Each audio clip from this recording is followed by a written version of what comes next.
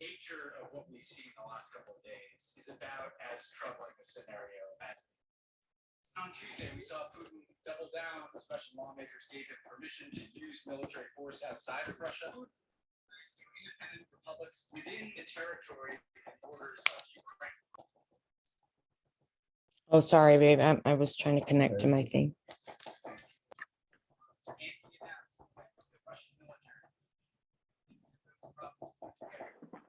Hello. Can you hear me? Yes, I can hear you. Okay, just making sure. How are you? How's your studying going? I'm doing good. It's been good. Been a little busy. I'm sorry, can you repeat that? It's been good. Oh, good. Yeah, been a little busy. Excellent. I don't know, they're right here somewhere. I'm sorry. So, where did we leave off last time as far as like progress? Were we already looking at questions? Last Finished time going over the we ended- standards. Yeah, we were looking at standard 5. Let me see. I'm gonna bring up the.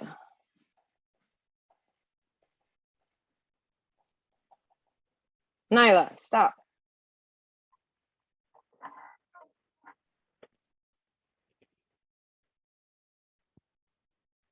Pretty crazy what's going on in the world right now, huh? Yeah, very crazy. It was my son and I were on Twitter just looking at the videos that they've posted. They're just really sad and Yeah. devastating. That's what I've been doing too. Looking at Twitter, seeing what's going on.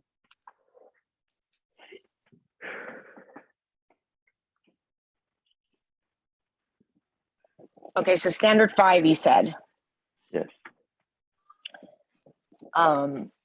Formal and informal assessment procedures and how to evaluate student competencies. So, did you do the close reading of this document where you looked at, because, and I'll show you right now an example. The competencies are the standards that you're weak in. What you want to do is go to the knowledge side, which is the left-hand column, and make sure that all of those keywords and phrases that are on that side that you are familiar with. And when I say familiar, not just like, oh, I've seen that word before, but like I could articulate to a friend, a colleague of mine, a student, what that means, not being able to recite the dictionary definition, but being able to, illustrate what that concept means. If you can't do that, if you can't find the words like, oh, I know what this is, but I'm like, I can't explain it to you, then you don't really know it and you have to look it up. And the best place to look up, other than Google, but sort of like as a quicker deal, and you have it here for you, is you can see my screen, right? Yes, I'm seeing it. Sorry, I forgot to ask, is the Mometrics document. So the way that you would use this to study is, and people often say that the Mometrics document is not that great of a study tool. It is a great study tool. However, the questions at the back are not good practice questions for the exam. But the material itself is really, really good. If they've done all the work for you, everything that you could possibly think of having to do with special ed, it's in here. So the important thing would be for you to take a look at the particular competencies or standards that you did poorly in, and then doing a close reading of that and supplementing with Mometrics, creating a creating notes for that. And that's not to say that you'll have to like memorize the notes or anything like that, but just in your creation of it, of your working at it and reading it, helps with your learning of it. And I think that you have a pretty good understanding of like the strategies for the exam, you know what I mean, about being mindful, about watching what words they use, about making sure that you understand what the question is asking. what they're looking for. What is the goal for the special education teacher? Is it supporting the general ed teacher? Is it utilizing interests of the student, to get them motivated? Is it helping them with social skills for later on? What is the goal here? That way, if you have that in the forefront of your mind, it makes it easier to eliminate those answer choices that are just plain wrong, because you can say like, oh, okay, the goal is to utilize student interests in order, and then go through the answer choices, and whichever ones don't align with that, then those can't be the right answer. So use the Mometrics document as a supplemental to the standards. Now, the standards are what the state comes up with. That's like by law what we have to be able to do. Then in the exam, they don't just lay out the exam exactly like the standards. They sort of pick and piece from different standards, and they group them together into domains. So we see that we have in domain 1, we have 4 and 5, and that's worth 13%. And then we have domains 6 through 10, which is worth 33%. And 11 through 12, which is another 33%. So it really behooves you to make sure that you have a strong understanding of domains 2 and 3, which are standards 6 through 12. Those are the ones that you're going to have to get, like, and those are all, those domains are concerning students learning and their development, right? Promoting their achievement in the most important areas of learning, as if you want to boil it down, if you had to choose two, reading and math. So that's why those are so hard, because domains 2 and 3, you're going to have to make decisions like, what change would I make based on what they told me that I have in the classroom, based on the student's particular needs? Because it's always about what their needs are. And something that I'd like for you to keep in the forefront of your mind is that our goal always is to make not just special ed students, but especially special ed students, make them successful after they leave us.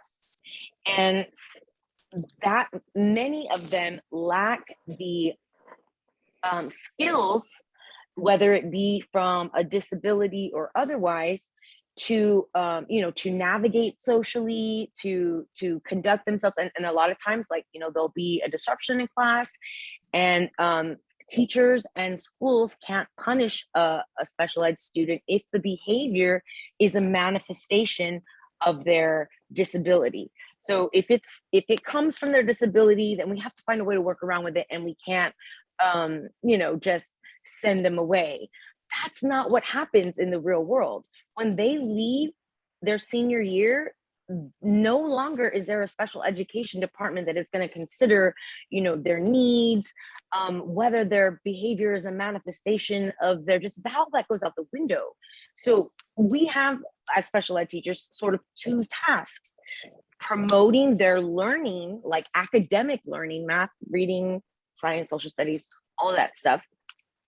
But, and possibly more important, their development as humans, like getting them to be able to interact with people, have those skills that their on grade level peers have, in order for them to be okay after they leave us. And one way of doing that for not just special ed students, but for everyone, is by making sure that the students' interests, their backgrounds, their needs, their strengths, them so well, and they're a human to you, not just like this person that you're in charge of for the year and it's no big deal, but that you have a vested interest.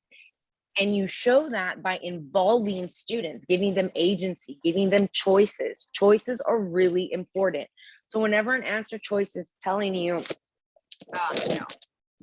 you utilizing the student's interest to choose something, or giving the students choice, or allowing the students, we want to do that as much as possible, because we want for the students to be to take ownership of it. So not just be us driving, the school bus, but like literally have them be in the front seat with us saying like, I would really like to do this. I'd really like to do that. And so knowing your students, incredibly important.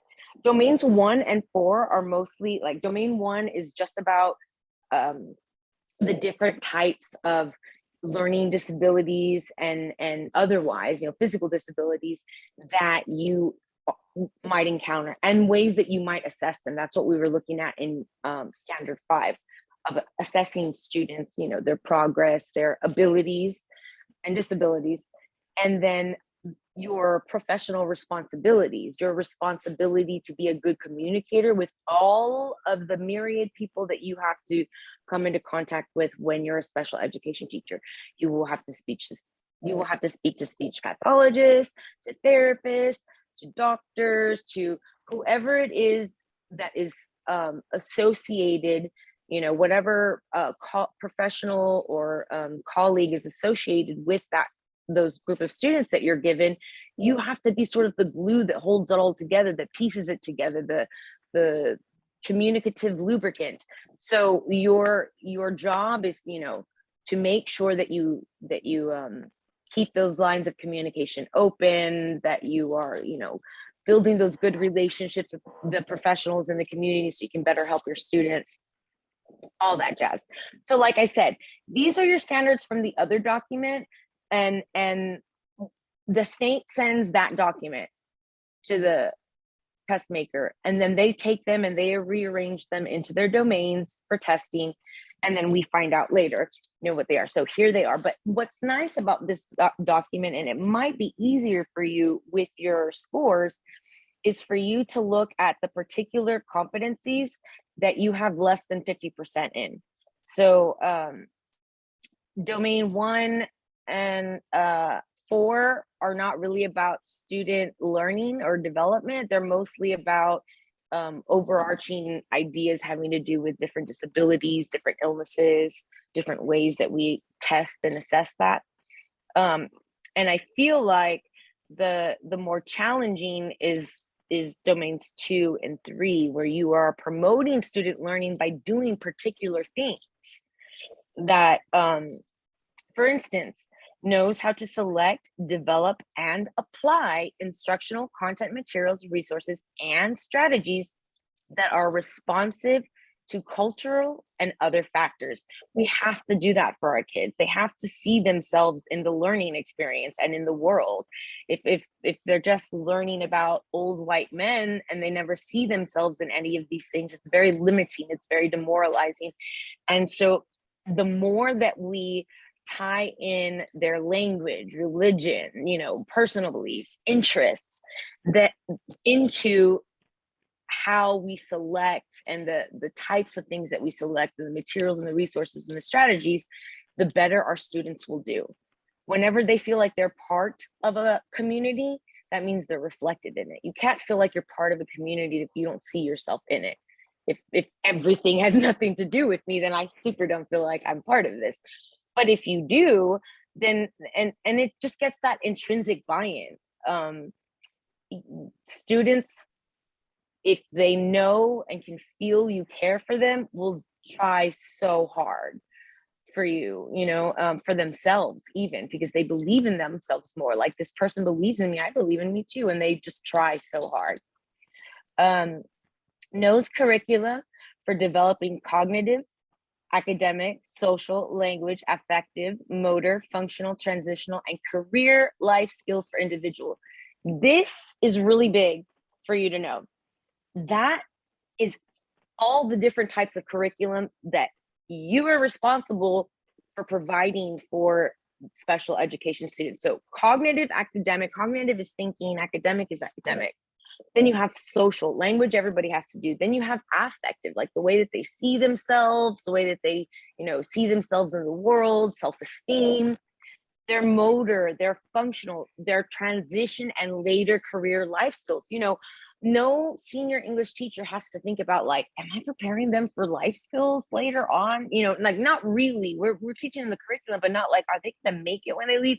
I never question that my kids wouldn't make it when they left. But that's a real sort of concern for especially the high school, you know, when they're getting ready to graduate and whatnot, is have we done enough to prepare them for this huge transition where the safety net is absolutely completely gone.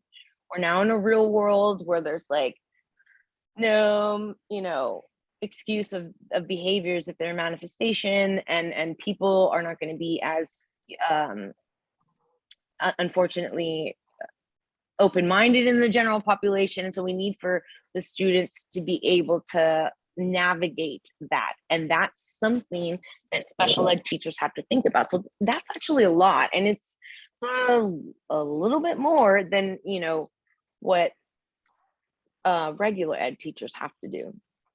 So knowing the roles, so what you would do when you study these, Michael, is if you didn't know any of these, you would look them up, right? You would highlight them, like what does this mean? What does cognitive mean? Well, cognitive means thinking, like your brain capacity. Doing that, because this is these are going to be the correct answers on the exam. So like it'll be someone who is developing material so that they're responsive to cultural needs of their students. You know, the answer will be a teacher doing that. A teacher preparing or adapting or organizing materials to implement developmentally appropriate, age-appropriate lessons based on their IEP.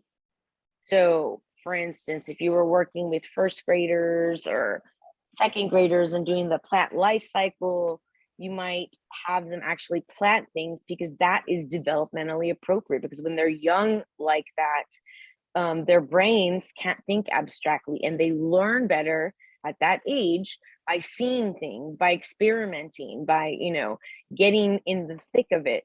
They can't abstract the way that seniors can. And so too, you know, a lot of our even our senior special ed kids can't abstract yet if their cognitive ability is that of someone who's in more early child. So it matters, and it's important for you to sort of understand what those markers are in the different areas, like the marker for early child, the marker for middle child, and then what, you know, what is closer to like adult-ish or like that late adolescence. It's important for you to know that like the normal development, and that way to be able to understand how best to provide accommodations for students who fit that category, right? Where their age group and cognitive level might not be the same, right? And so that would be delineated in the IEP, you know, those types of things. But I believe all special ed students now, it doesn't matter if you are a 10th grader and your reading level is at a 3rd grade, you still have to take the 10th grade exam. You cannot take the whatever reading level you're on. And that, it used to be the case that special ed students would get to test on the grade level that they were cognitively, not, you know, age wise, where they and that all changed. So, and it was a hard hit to not only schools but students, because it was hard for them. They couldn't do it, and no students like to feel, well, nobody, students, adults, nobody likes to feel dumb or like you can't do something. It's very frustrating. So why did that change? It changed because people were complaining, and I'm sure it was the case, maybe sometimes they did do that, but that they were saying that, or the complaint was, or the allegations were that students or that school districts or schools were sort of fudging their numbers by lowering reading levels in order for their kids to take their special ed kids to take like an easier exam. And so the way that they did it was by saying they wanted that it wasn't equal. Making them take an easier exam wasn't like equal access to education, that there was no equity for them. And so it was like saying we're gifting them, we're helping them by making it more equal. But everybody, because I didn't work at a campus where people fudged the numbers, like I feel like it was all BS, because I never saw anything like that. And what I did see was school after school after school, and a whole bunch of students not be able to see like have any success in assessments, because I mean, it's just not appropriately assessing. You can't assess someone at the 10th grade cognitive level if you know they're at a 3rd grade cognitive level. That's just silly, just because they're, you know, age wise in 10th grade. But it changed, and that's the way that it's been. And so yeah, now they have to take on grade level, and it is more challenging, and so the stakes are higher.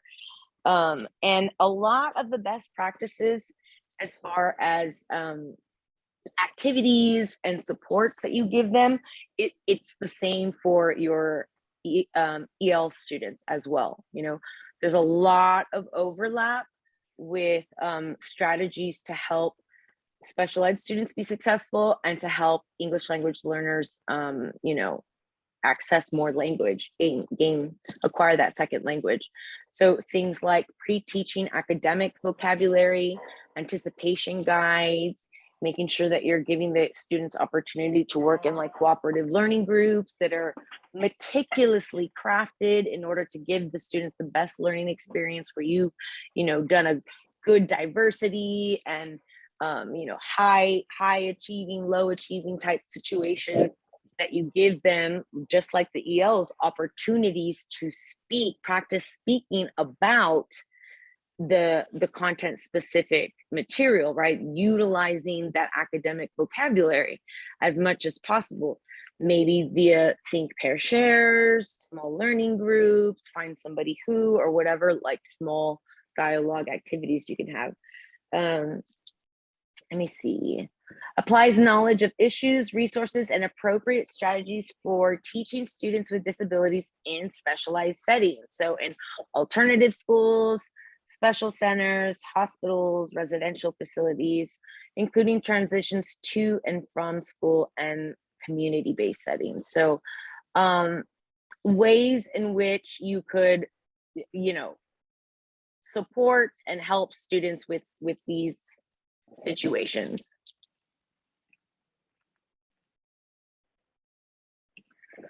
It knows how to collaborate with other professionals to interpret and use sensory, mobility, reflex, perceptual information to create appropriate learning plans. And so making sure that you are properly stimulating the students, but not overstimulating, because there are some students that have like sensory processing, you know, problems.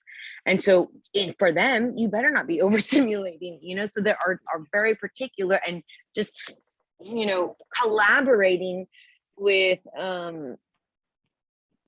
other professionals, whether they be other classroom teachers, like a, you know, a general ed teacher,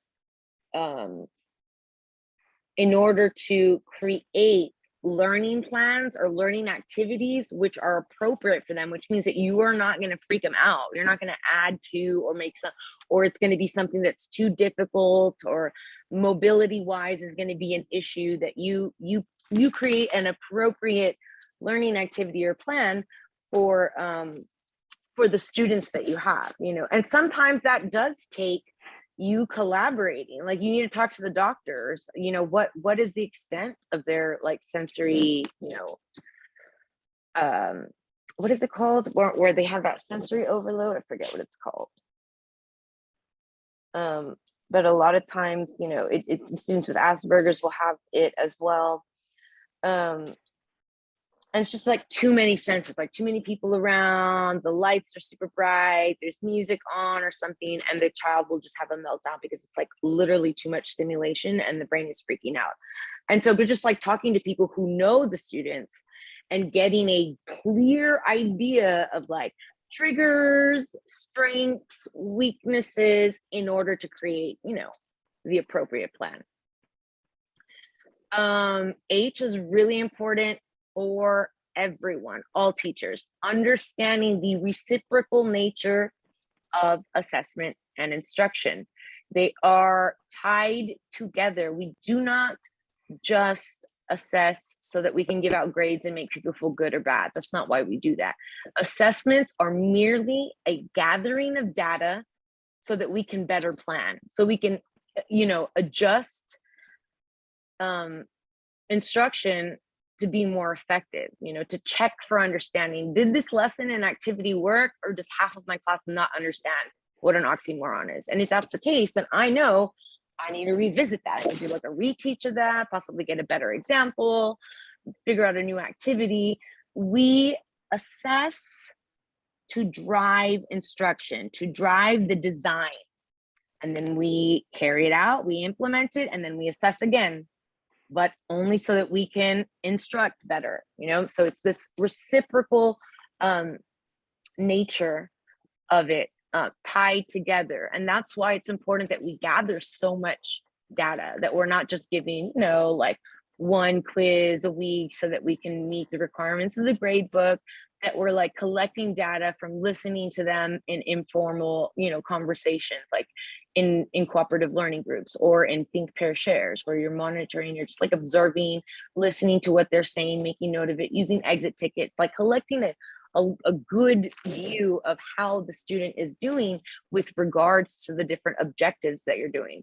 Because remember, assessments are created to measure a learning objective.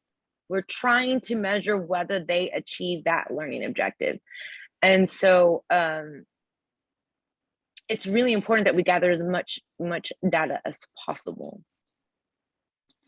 Okay. Close this out.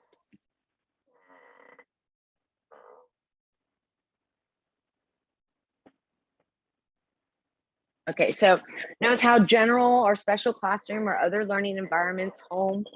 Did you say something? No. Oh, sorry. Cafeteria, transportation, community impact students' learning and behavior. So like I said, some students have like, triggers, and it's really important that we know those. I had one student and he was autistic, and in that class, I had a co-teacher, and there were many special ed in that class. I would say like 7 or 8 in that class.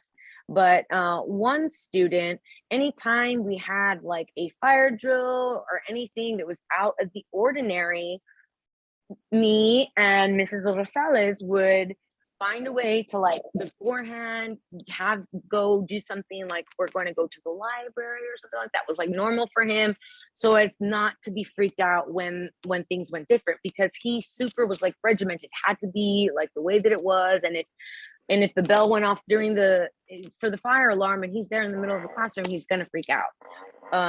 So knowing those things, maybe, understanding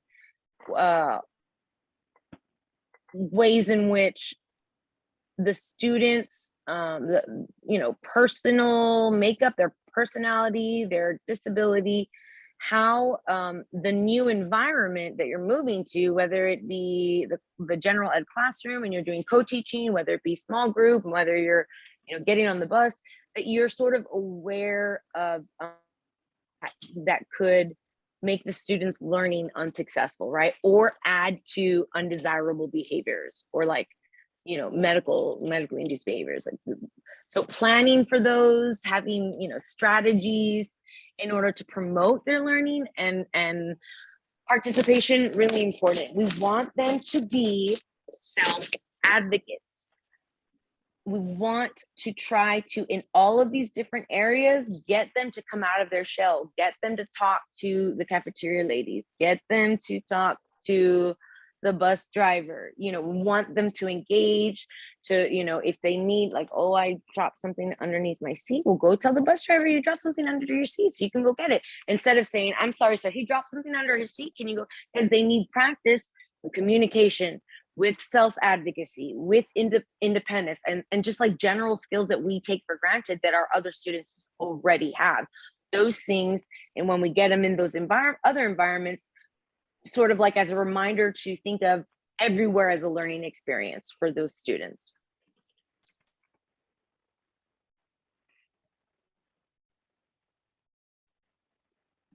Okay, I'm sure you know the ways in which technology can help, right?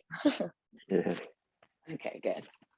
One moment, I'm gonna see if I have some. That's okay.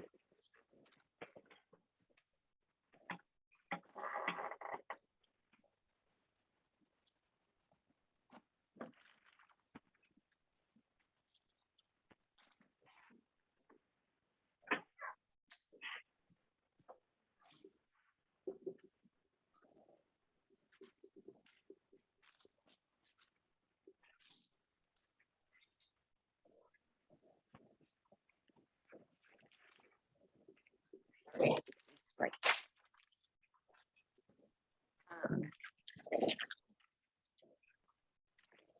So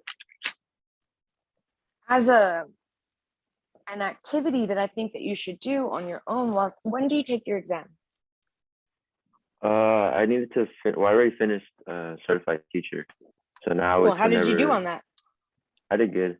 I took I guess the pretest, and so it breaks it down on what areas you need help on, and then you take like quizzes off of those.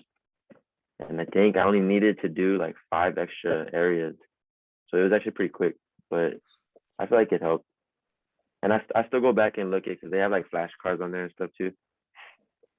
So I'll go back and I'll look at it. Yeah, And then that's plus really good. And the how long do you have it for? she didn't really say. She just said once I finish certified teacher, and once you say it's okay for me to test again, that I could test again. Okay, one moment. I think my dog's gonna throw up. I'm gonna let her outside so she doesn't have to clean it up. God, It's why okay. is this my life right now?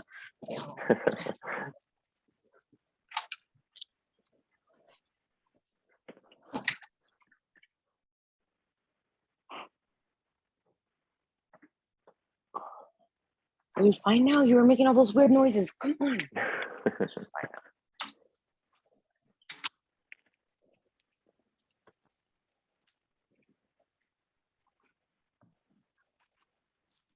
Okay. Okay. So let me look at the overarching one for this one. So competency 3 is mostly about the special education teacher understanding and then applying knowledge of procedures, like for planning. So how you would plan for individuals with disabilities. First and foremost, you're not going to plan anything without their IEP, right? So any plan you make, their IEP is going to be just central to the lesson. Oh my God, to the lesson itself. Sorry, I just spilled my Sprite. It's okay.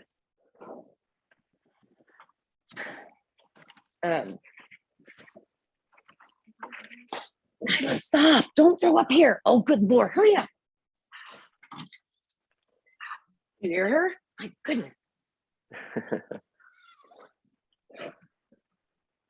Go throw up inside. I'm so sorry, Michael, that I'm like having Yeah, that's okay. dog issues.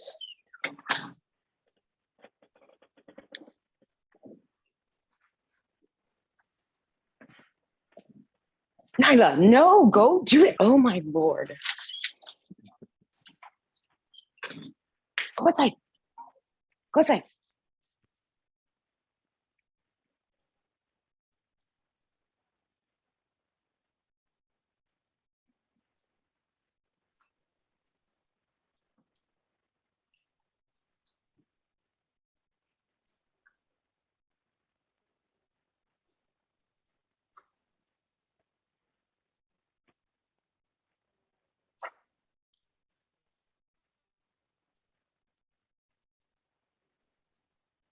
Okay, I don't know. Time I bring her out, she stops. I bring her in, she starts gagging. I don't know what's going on.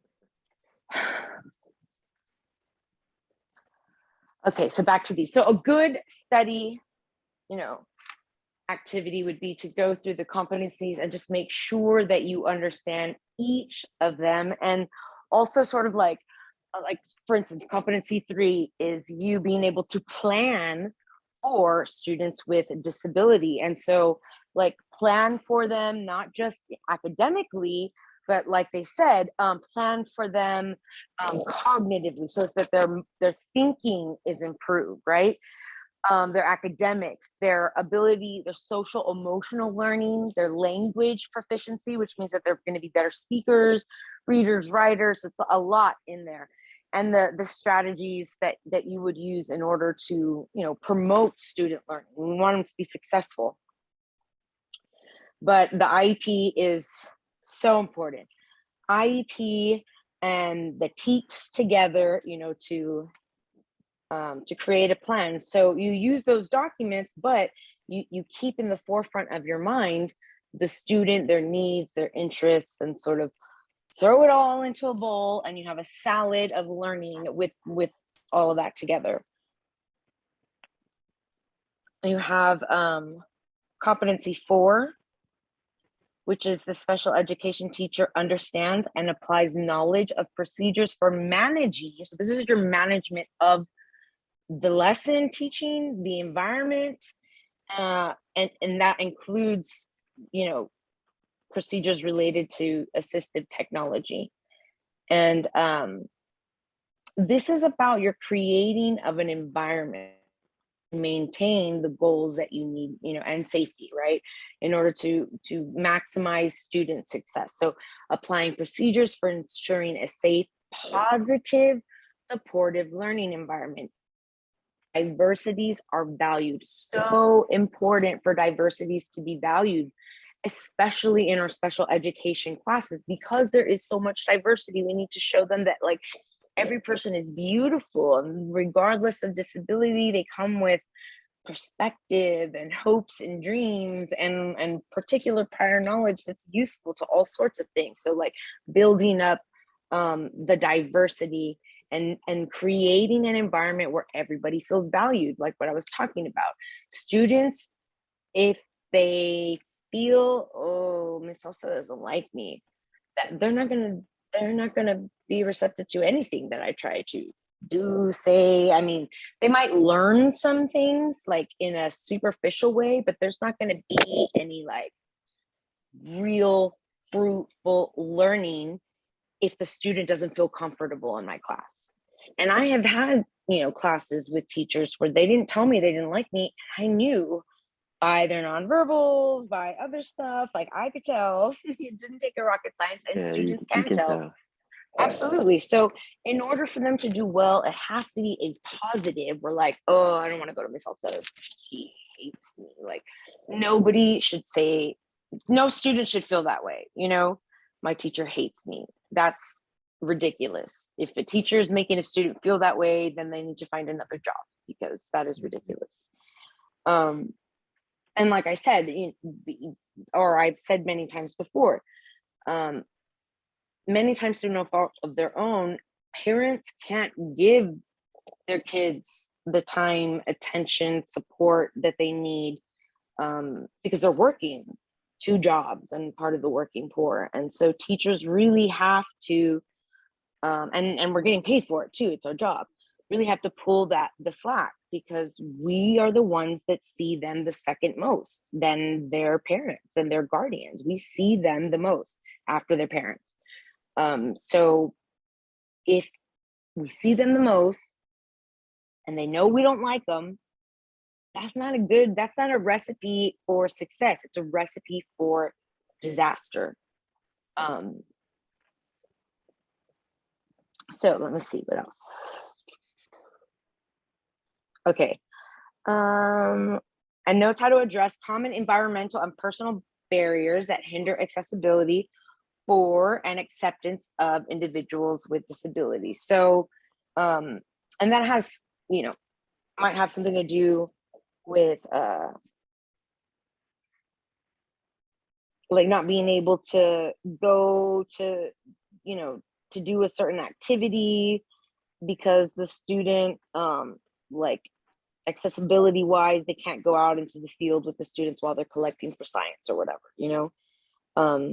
because of their physical limitations. And so finding ways to address that, sort of circumvent it, and make sure that our the general ed population is accepting of individuals with disabilities.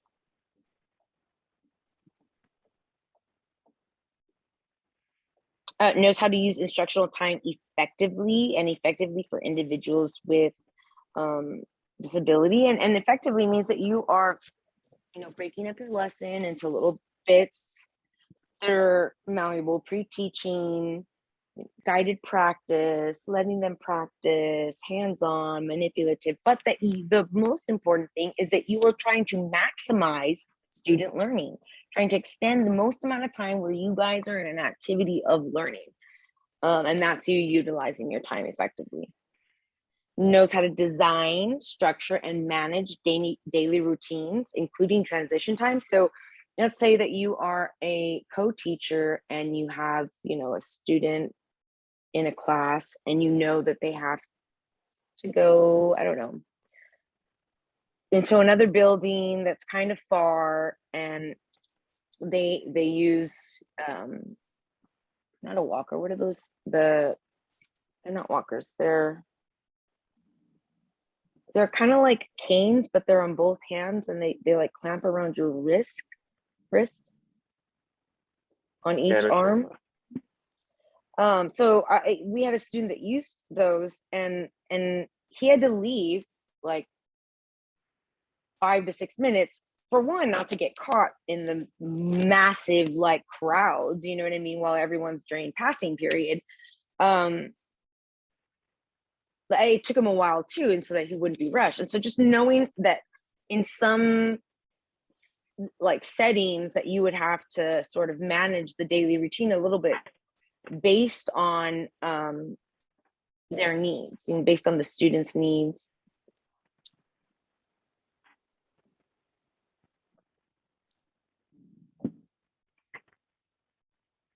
Applies procedures for monitoring behavior changes across activities and settings. So that's a big one, because it's not so much a task of the general education teachers where we monitor like a particular bad behavior and look for what triggers it, like what starts this bad behavior, and that way we can try to circumvent it. But in special ed, we definitely do try to look at particular negative behaviors that impede, that are just as a result of whatever learning or whatever disability it is, but we still have to try to manage those. And so by taking data and noticing like, oh, well, every time I sit down to ask, go through practice questions with Michael, he begins like smashing his head on the table. So maybe before that, we go get some water and we begin with, try to find different ways of doing it if you notice there's like a trigger. So that's kind of what it's like, monitoring the behavior changes and activities and trying to switch them up or accommodate or switch out activities and settings based on triggers. Applying knowledge of basic management theories, methods, and techniques for individuals, research-based best practices for effective management of teaching, learning. Procedures are really important. Having procedures, giving them structure, incredibly important. Students tend to follow the rules better if they're a part of making them.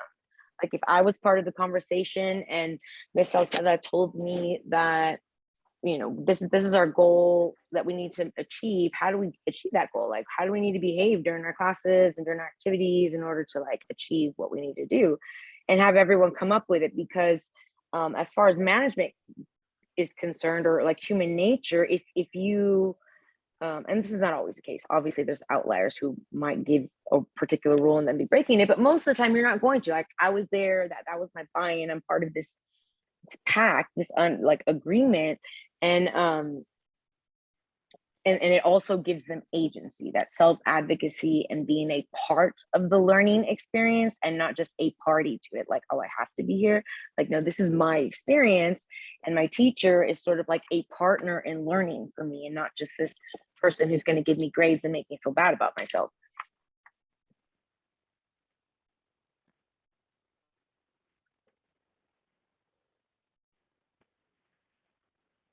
Identify ways in which, again, technology can assist in managing the teaching and learning environment to meet. So there's so many ways, so many new technologies that are available to help like so many students. I mean, I started teaching in 2003 and we didn't have internet, and we didn't have, like, we had computers, but they just had like a really basic sort of, not even Microsoft, it was just really, really, Microsoft 2000 on it.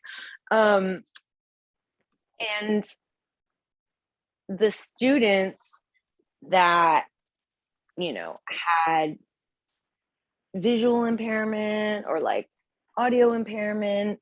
I mean, there wasn't an unlimited, like, this is an audio for all these books, like, that you have to read. You had to read them to the ones that had to be read out loud, and the whole book, and find ways to enlarge the print of handouts and activities and documents for those that that were visually impaired and couldn't read some of the text that was printed at the junior high. And so all of those issues like evaporated whenever technology came around, because then like they could make the print super large, and we had a plethora of audiobooks, to help. It was just, there were so many resources, and even now there's apps that like will read a certain page for a student, read the pages for a student if they can't read the script themselves. And I had some students that were visually impaired, one that was completely blind in one eye and had like 30% left in the other. And so she was fine, but she was in class every day, and she still got the papers, and had to blow them up. And now she's a teacher herself. Actually, she's a first year teacher in Austin. And it's interesting, she still has to have accommodations even as a teacher, but she's brilliant. And just, her experiences as a student, I think she's so much better equipped to help special ed students now, because she knows some of the downfalls. She teaches regular ed though.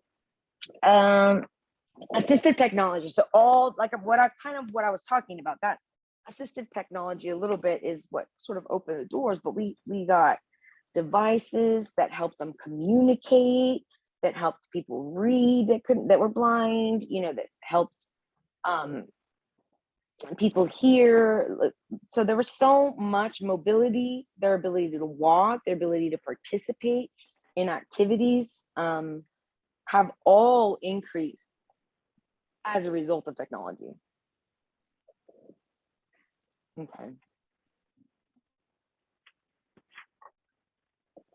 Okay. The problem with assistive technologies is you don't want to give too much.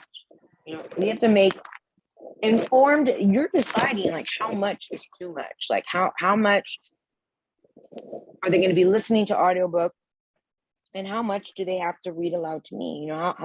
What is the balance between assistive technology so there's still incremental growth in those skills, when they leave. Of course, you can't always phase out assistive technology. Some of them need them to do basic functions. And that's not what I'm talking about here. I'm talking about the assistive technologies utilized for their learning needs and the curriculum. Again, reciprocal nature of assessment and instruction. Apply skills for technologies, devices, services for students with various needs. So assessments, there's so many more ways you can assess now because of technology. All these websites and apps where like the teacher poses a question and the student answers in, or they do like a little quiz and it's a game. I have one intern and I visited his class twice already this year. And every time it's like I'm in a game show. Every time I go, I'm in a game show. And the kids love it. Like nobody is not engaged. Like every single one of them. And that class, he has a co-teacher, and she's special ed co-teacher there with him. So it's a special ed class. Literally everybody, it's 8th grade, high school, everybody's paying attention. But he breaks up his lesson in such a way that I think is brilliant. Like he does direct teacher vocabulary, sort of like anticipation guide. This is the topic for today, the objective, what we're going to get into. And he starts with like a little bit of direct instruction, like a presentation, videos, audios, notes or whatever.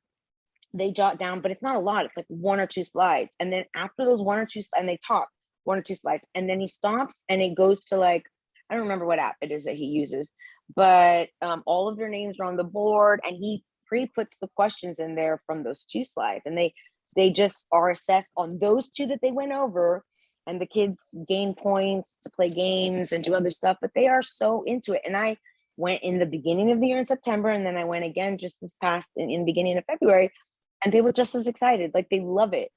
And I promise you, it's like a game show. And then so after the 2 or 3 questions that they answer, and they go up on the scoreboard, then he goes back to the slideshow and he continues and he moves and he does, like, 2 or 3 more slides, like, metamorphosis rocks, or igneous rocks, and then all the different things, and then pauses again, and it goes back. And so it works so well. And I have been impressed both times, but that's, breaking it up, using that technology. He's using technology not just for engagement, which, by the way, it works, but as a means of assessment. Like, right then and there, he's assessing whether they got that or not, like slide by slide almost, every 2 slides. So really cool, and it gives them a lot of data, and the kids really like it.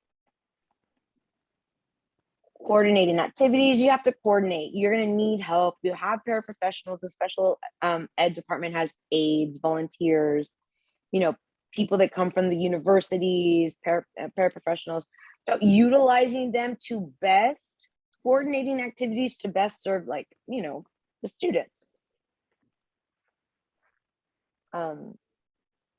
Appropriate body mechanics, how to move people, right? Like bend at the knees and don't bend your back. Okay. Competency 5, the overarching idea is that the special education teacher knows how to promote students' educational performance in all content areas: math, science, social studies, music, whatever they're in, by facilitating their achievement in a variety of settings and situations. And that means that by facilitating their achievement, you're going to make sure that those stipulations in their IEP, their accommodations, modifications, that they are being faithfully executed in order to maximize the student success, right? To support that student's learning, making sure that you're going in there and that you are, whenever possible, like, let's say you are a co-teacher for Mrs. Salceda's English class. Like always, Ms. Salceda pre-teaches her academic vocabulary in, the beginning of the lesson. But you see that there are more vocabulary words that your special ed students might not understand. So as the special education teacher, instead of saying, oh, Ms. Salceda, can you also add those, which she should do those anyway, but you would teach those to your special ed students in addition to the other ones, like, oh, this is what these words mean, so that they will have understanding, better comprehension of the text. Now, general ed teachers should be doing that. Like, if I were the teacher, then I would have already, gone above and been like, these are words for my ELs that I'm gonna highlight, and these are words I think maybe my special eds, and make sure that I do it for everybody, because we all need words. That way they're taken care of. But it's your job, because not all gen ed teachers are going to be thorough about supporting the diversity in their classroom. And the goal of the special ed teacher is to make sure you demand that their diversity is supported by the implementation of the IEP, by making sure that we're using strategies and that we're going, like, just a little step further. Sometimes, I'm not saying that's always the case, but sometimes the general education teachers don't go far enough to, like, with this to help support the students. And it's because they have a lot of them, they might have a lot of students. I know there were times I just had a ridiculous amount. So, but that's the job of the special education teacher, to make sure that you're maximizing their ability to be successful. Analyzing cultural factors and aspects that might affect relationships among students, parents, guardians, schools, communities, with regard to providing instructions for individuals with disabilities. So maybe the family's having difficulty accepting, like, the student has a learning disability, or making sure that you understand that it's like a sensitivity, and that there's several factors, cultural or otherwise, that go into play. know how to serve as a resource person for families, general education teachers. Remember, I said you have to be it's sort of a wonderful colleague to like everyone, because you sort of need everyone. You need the family support in order to make this a worthwhile endeavor, especially for special ed. You need it for general ed, and we don't have it, and it doesn't work. But especially for special ed, you need the support. And you need to use them also as a resource. So they should be able to use you as a resource, and you should be able to use them as a resource for education. You need to be a resource for the general education teacher, because they don't know all of the learning disabilities. They don't know all of the, the scope that is there, and what particular things might best help, which is why you're there in order to say, listen, I think he needs a little bit more help in this area. His oral language proficiency is really low. Can we do some more exercises that are going to have him speaking, like maybe think pair shares, or like, group activity, and I'll sit there. But trying to be a good resource to better help the general education teacher, get that student to be successful. Administrators and other personnel, in recognizing characteristics and meeting the needs of individuals with learning differences in the general education classroom. Using assessments to design, monitor, adapt instruction. Like I said, remember, assessment and instruction, they are reciprocal, and they go round and round and round. We instruct, we assess, we instruct, we assess, we instruct, so that we can plan the design or monitor or adapt. Research-based instructional strategies like increasing wait time.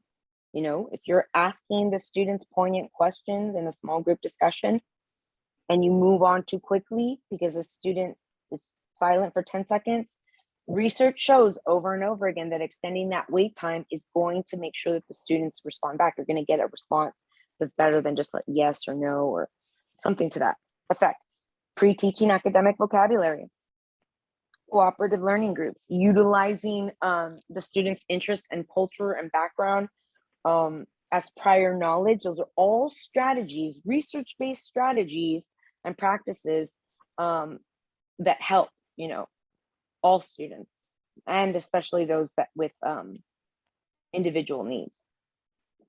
Those instructional, compensatory, enrichment, and remedial methods. So enrichment, do you know what enrichment means? Like to enhance? Right. And so these are the students that are like doing stuff for extra credit, right? That's enrichment, or like GT, the GT kids. And remedial is when you didn't master, something of some sort, and then we have to remediate that knowledge to get you to pass. And so those are different types of techniques and curriculum. We have like instructional, compensatory, and they're a little bit different, and you would utilize them in obviously for different reasons, right? You're not going to do enrichment with kids that need remediation. You're going to confuse them. What do you mean you're going to do an extra credit assignment? I didn't even do the 4 credit assignments. So knowing when to utilize the different the different methods and techniques concerning curriculum and strategies. Instruction really applies knowledge of techniques for motivating students, including the effects of teacher high expectations on student motivation. So if you tell your students they can do it, you believe in them, and they believe that you believe in them, that does, like, that's it. Kids will do anything. They will work so hard. It's heartbreaking and heartwarming at the same time. I've never met a child that wanted to, disappoint me. The best way for motivating students is by utilizing what interests them, getting them involved, giving them choice, showing them you care. All of those things help motivate students intrinsically, which is more, it resonates more and it's more lasting than extrinsic motivation, which is like giving them a sticker or telling them you did a good job today. It's not that much. But if I know Miss Salcedo really, really believes in me, and I believe that I can do it because she said that, I'm gonna try my best and do it. And they just do, you know, because they're full of, you know, love and hope and wonder. And if we just reciprocate that, then they can do amazing things. One moment. All right. Knows how life skills and self-help curricular strategies, knows life skills and self-help curricular strategies for providing students with life skills instruction relevant to independent or assisted living and employment. So you might have some kids that are never going to live on their own, right? Some students that won't, they'll be in assisted living. But still, we want to, as much as humanly possible, get them to be as much self-sufficient as they can, you know, even if they're in assisted living for the rest of their lives, that their ability to have some say, choice, agency is increased by the life skills and the self-help skills that we provided for them, so that they're able to, you know, God forbid, complain or speak up for themselves if someone's abusing them in an assisted living situation, or with whatever the case may be, so that they know just basic life skills. And so so the special education teacher is not just supporting them in small learning groups with their academics, you're really helping them to be the whole package, you know what I mean? The whole adult by the time that they leave, with those life skills, that affirmation, getting them to have higher self-esteem, all of that. It's that affective curriculum, career and vocational skills is a big thing as well. We don't do that as general education teachers. We don't have to tell them like different jobs or help them find an avenue that they're going to do next. But that is something that you do help those that are in the special ed get a vocation, get practice in particular vocations, real practice with models, a real person, they're modeling it for them, so that they're able to transition later into that free of the safety net. Knows how to select and use appropriate technologies to accomplish instructional objectives, and applies skills for appropriately integrating technology. So just using technology appropriately to accomplish your goals is what it's saying. You're not going to go in there and just watch that accomplishes no goal. Like everything that is used and every activity should be in the direction driving the car towards that learning objective, success with that learning objective. Apply strategies for integrating the affective, and affective is like their self-esteem, the way they look at themselves, their self-image, their position in the world, social and career and vocational skills with academic curricula. So this is all, you don't separate them, or just all at once trying to build these skills, life skills, career skills, self-affective skills, all teaching the students with disabilities to problem solve and to use other cognitive strategies to meet their individual needs, and facilitating maintenance and generalization of skills across learning environments. Generalization of skills and maintenance. So you want them to behave the same, utilizing the same skills in the classroom that they do in the special ed. You don't want them to like go to the cafeteria and have like a completely different set of rules, and we show them that in the different scenarios that is sort of like maintained, and this is the way that so it's a practice of behavior is a large part of the special ed. Is that a new one? Knows how to adapt lessons to maximize the physical abilities of individuals with specialized needs. You're going to maximize whatever abilities that they have. We want to make them feel successful, powerful. And so by maximizing that, you're going to make them feel, even if they can't walk super well, that you are like getting them out to walk and going places.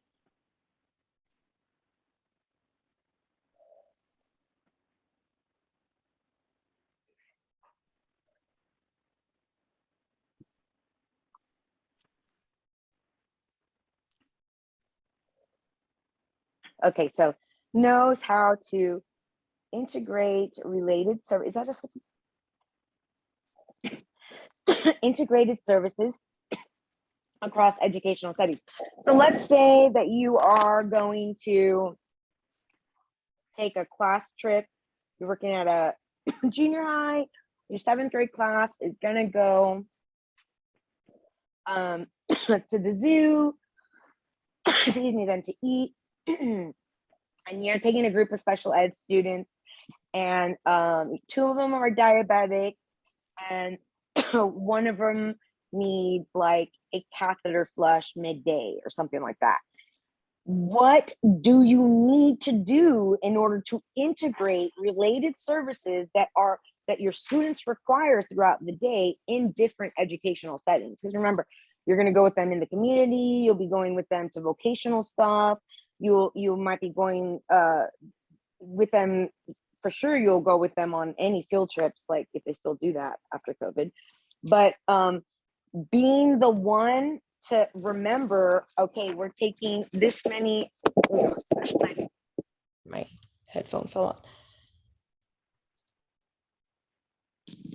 We're taking this many special ed kids with us, and with all these very things, you're the one that has to make sure like the insulin is on, that you bring somebody's EpiPen, that everything, so that what is necessary, or even if so they get their insulin or their whatever, you have to like coordinate with different services in order to get the student to still participate in those different learning educational settings, not be limited, but also still receive the services that they need.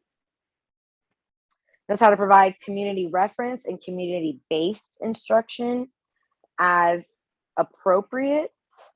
So if we don't know what community reference means, why doesn't it let me look it up? Oh, okay. It didn't let me look it up. I'm going to look it up here because I just want to know.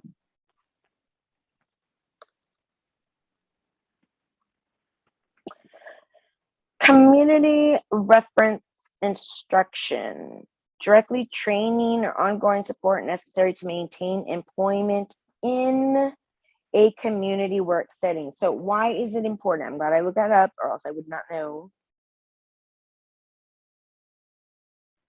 what they meant by this. But you're providing community reference and community-based instruction.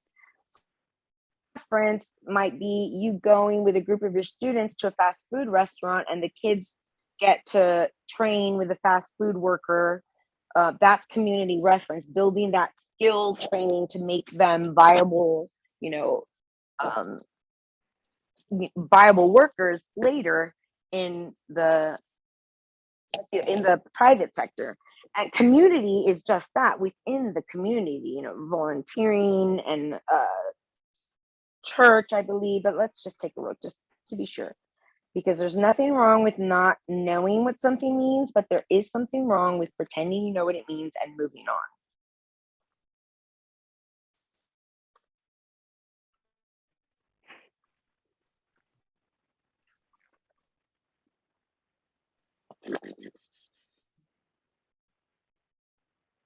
So community, so like you go, let's say you're gonna go and help like farmer, or like you're gonna go, something I did that was community-based learning in high school. Every year our class, or our school, Med High, would do the South Padre Island beach, Nyla beach cleanup. And so that was part of like our volunteer, and We even looked at some of the things. Nyla, go over there. I swear if she goes up in here, I'm gonna. Okay, here it is. Special education, community-based instruction. So CBI, students who need instruction in functional skills or life skills, vital instructional school tool for some students in the secondary transition years. And so that secondary years, that's what's really important, like to get them to start already thinking about life skills, all that good stuff. Instruction occurs in the community environments and provides students with real life experiences. The goal is to provide stop. Oh my goodness. Hands-on learning material opportunities, learning opportunities, safety issues, considering safety issues. These are services include consultation in developing objectives that correspond with IEP goals, analyzing locations for safety features. Okay, I'm gonna have to let you go because she seems like she's gonna vomit and I need to take her. Oh, and actually I have to go get my girl. So, but if you need another session, let me know and we'll continue. Okay, I will. Okay, and don't forget to send me the payment. Yes, I'll do that right now too. Awesome, thanks so much. Yes, ma'am. Okay, bye-bye. Have a beautiful day. Bye. You too. Hello.